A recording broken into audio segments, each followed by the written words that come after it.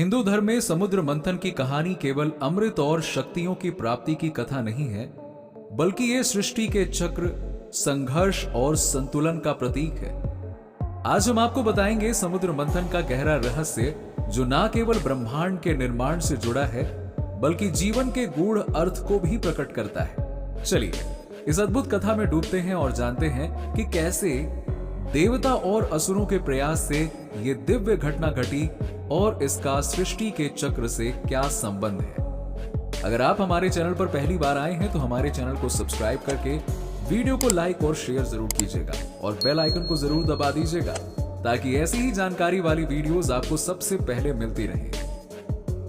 ये कथा तब शुरू होती है जब देवता और असुरों के बीच संघर्ष अपने चरम पर था। असुरों ने देवताओं पर विजय प्राप्त कर लिया था और देवता अपनी शक्तियों को खो चुके थे। देवताओं ने भगवान विष्णु से सहायता मांगी। विष्णु जी ने कहा, यदि देवता अपनी खोई हुई शक्तियां वापस पाना चाहते हैं तो उन्हें अमृत प्राप्त करना होगा, और अमृत केवल समुद्र मंथन से ही निकलेगा। समुद्र मंथन यानी क्षीर सागर का मंथन। यह कार्य इतना विशाल था कि इसके लिए देवताओं और असुरों दोनों को मिलकर प्रयास करना पड़ा। इसमें विष्णु जी की रणनीति और शिव जी का बलिदान महत्वपूर्ण भूमिका निभाते हैं। समुद्र मंथन के लिए एक विशाल पर्वत मंदराचल, जो कि मथानी के रूप में चुना गया, इसी के साथ ही वासुकी नाग को रस्सी के रूप में उपयोग किया गया।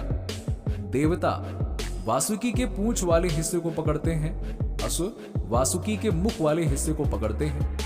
मंथन शुरू होता है और इसके परिणाम स्वरूप अनेक अद्भुत वस्तुएं और शक्तियां समुद्र से प्रकट होती हैं। लेकिन यह मंथन केवल भौतिक चीजों के लिए नहीं था, यह सृष्टि के चक्र का प्रतीक है। मंदराचल पर्वत ये जीवन का केंद्र है। वासुकी नाग ये संघर्ष और संतुलन का प्रतीक है। समुद्र ये जीवन और अनंत गहराई और रहस्यों को दर्शाता है। यह मंथन दर्शाता है कि जीवन में संघर्ष, संतुलन और सहयोग से ही सफलता मिलती है। समुद्र मंथन से अनेक दिव्य वस्तुएं और शक्तियां प्रकट हुई। इनमें से कुछ मुख्य वस्तुएं थीं। हलाहल विष।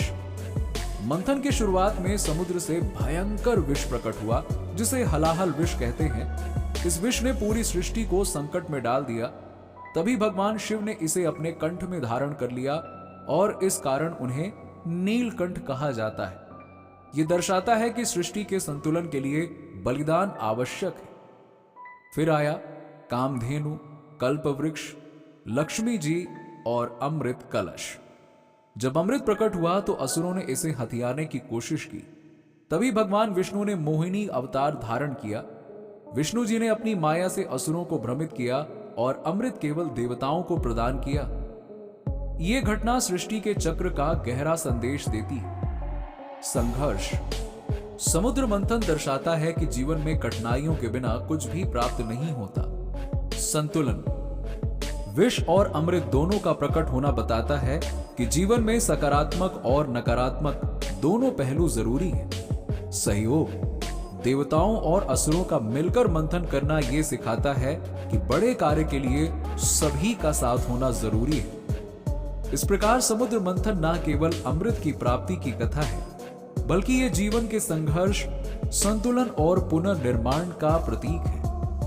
दोस्तों, अगर आपको यह कहानी पसंद आई हो तो हमारे चैनल को लाइक, शेयर और सब्सक्राइब करना ना भूलें। हम फिर से मिलेंगे हिंदू धर्म की एक और अद्भुत कथा के साथ। तब तक के लिए हर हर महादेव।